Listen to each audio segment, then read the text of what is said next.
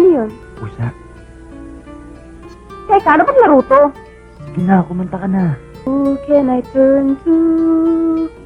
Tama na. Siguro sota sa kama.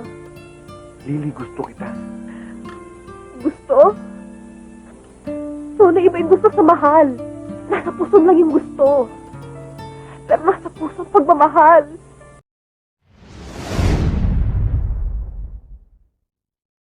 Umpisahan natin ang storya kay Nonoy na nais na sanang pakasalan ang babae niya. Ngunit tumanggi ang babae na pumayag sa gusto ni Nonoy sa dahilang kayamanan lamang ang gusto nito sa lalaki. Dahil sa simpleng photographer lang si Nonoy kaya nagpa siya ang babae na iwanan na lamang siya. Tulad ng isang sasakyan hindi ito aandar kapag walang gasolina. Kaya mas pinili ng babae na umariba sa mayayaman na lalaki kahit pamahina na ang mga karburador ng mga ito. Ang mahalaga sa kanya ay masusuportahan ang luho niya sa buhay. Sinubukan pa namang makipag-ayos ni Nonoy sa babae ngunit nakapagpa siya na ito na iwanan na si Nonoy sa dahilang mas pinili nito ang matandang kanor na maraming pera. I like your style. Ito nga pala ang room number ko sa Galleria Suite. Doon na tayo magsara ng transaksyon. Sure. Dahil sa paulit-ulit na pagkabigo ni Nonoy sa pag-ibig kaya nangako ito sa kanyang sarili na hindi na muli itong iibig ng babae. Subalit may isang beses na may kumuha kay Nonoy bilang photographer nila at dito darating sa buhay niya ang babaeng mababa ang lipad na magpapabago sa paniniwala niya tungkol sa mga babae. Siya naman si Lily. Ang trabaho nito sa isang bar ay isang sirena na nagbibigay aliw sa mga tao doon na nangangailangan ng panandaliang ligaya. Bagaman umiiwas na si Nonoy na umibig muli ng babae, ngunit pagdating kay Lily tila lumalambot ito kahit pinipilit nito sa isip niya na init ng katawan lang ang kanyang nararamdaman. Ang dami-dami naman naghahabol sa akin pero sa'yo yata ako may tama. Merong isa habol naman ang habol sa akin. Baliw na yata. Nabaliw dahil sa'yo? Sinasakyan ko na lang. Kami itsura naman. Ang lalaking tinutukoy naman ni Lily na biglang dumating sa buhay niya ay si Pedro. Uli lang lubos si Pedro ngunit kinopkop ito ng isang tao na mayroong negosyo ng sugal. Kaya malaki ang utang na loob ni Pedro sa tinatawag niyang tata at kahit anong ipag-utos sa kanya nito ay ginagawa niya. Gaya na lamang na humiling ang kaibigan ni tata na gawing driver daw si Pedro ng anak nitong dalaga. At dito naman makikilala ni Pedro ang napakagandang babae na nagngangalan na Mang Oreo. Bakit nga ba hindi Lily ang kanyang pangalan? At iyon ang malalaman natin maya-maya lamang na si Oreo at Lily ay hindi lang nag-iisa kundi dalawang tao sila na mayroong magkaibang buhay. Lahat ng mga naging driver ni Oreo ay sumuko sa kanya dahil may pagkapilya naman ito. Kahit pa mga guro nito ay halos ayawan na rin siya ngunit nasanay na lang sila sa pagiging pasaway ni Oreo. Subalit ibahin natin si Pedro. Dahil tila ito ay nagugustuhan na ni Oreo kaya medyo lumalambot na ito. Ngunit may isang beses na naiinis na si Oreo dahil ang tagal ni Pedro. Sa kalagitnaan ng paghihintay ni Oreo sa pagdating ni Pedro bigla itong makakatanggap ng tawag kay tata na si Pedro daw ay nabaril. Agad itong pinuntahan ni Oreo na tila ba nobya siya nito kung mag-alala. Nabaril naman si Pedro sa dahilang muntik ng maunahan ng kaaway si tata nito kaya mabilis niya itong iniligtas sa pamamagitan ng pagharang ng kanyang katawan. May isang beses na sobrang bad trip ni Oreo sa daddy niyang adik na rin sa sugal kaya nagsabi ito kay Pedro na uminom daw sila. Pinagbigyan naman ni Pedro ang gustong gawin ni Oreo dahil mas naiisip nito na mas kilalanin pa ang dalaga. Umabot kung saan-saan uminom ang dalawa hanggang sa dinala ni Pedro si Oreo sa lugar na madalas niyang puntahan kapag gusto nitong mapag-isa. Subalit sa mga pagkakataon na iyon dahil sa tinamaan na rin ng alak ang dalawa kaya nagawa na rin nila ang umariba sa bawat isa. Matapos ng ligaya isang problema naman ang dumating kay Oreo.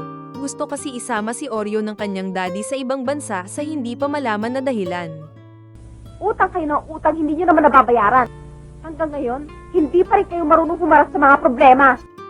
Ang tao na pinagkakautangan naman ng daddy ni Oreo ay si tata ni Pedro. Kaya nang malaman ni tata na gusto siyang takasan ng father ni Oreo, isang plano ang nais niyang gustong ipagawa kay Pedro. Inutusan niya si Pedro na pasikreto daw nitong kidnapin si Oreo upang sa ganun ay magbayad sa kanya ang father ni Oreo. Hindi naman gusto ni Pedro ang planong iyon ni tata dahil mahal na nito si Oreo. Subalit wala ring magawa si Pedro kundi sundin ang gusto ng kanyang tata dahil sa utang na loob niya dito.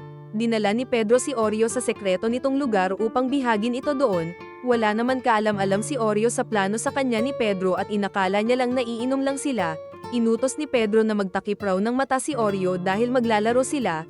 Dumating doon si Tata at habang kumakanta si Oreo pinarinig naman ito sa father ni Oreo upang magbayad ito sa kanya. Nang malaman na rin ni Oreo ang ginawa ni Pedro sa kanya kaya labis ang kanyang pagkadismaya.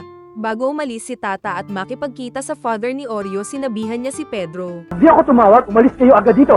Bantayin mo mabuti yan. Halika mo! Talihan mo na ako! Bagaman bihag ni Pedro si Oreo ngunit hindi niya naman ito sinasaktan dahil hindi maipagkakaila na gusto na rin nila ang bawat isa.